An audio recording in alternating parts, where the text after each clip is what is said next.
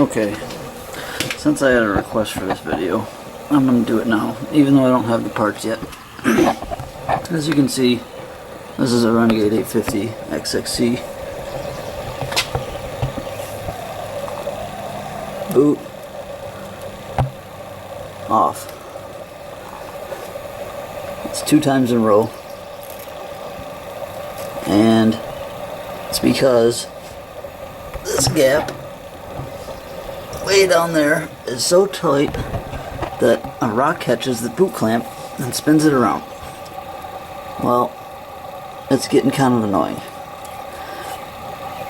So, what I decided to do is order these nice guards that come on a 1000 XMR or an 850 XMR. And since I have a 1000 XMR sitting in my shed, I can do this. See, this is not the clamp. The clamp is underneath there. So, instead of catching rocks on the boot clamps, they're going to catch this little metal guard. Pretty slick. A lot of people don't know about them. They're actually really hard to find on the part schematic. You have to search under a 2015.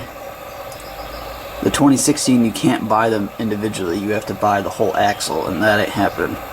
So, I believe they were like $7.99 a piece or something like that.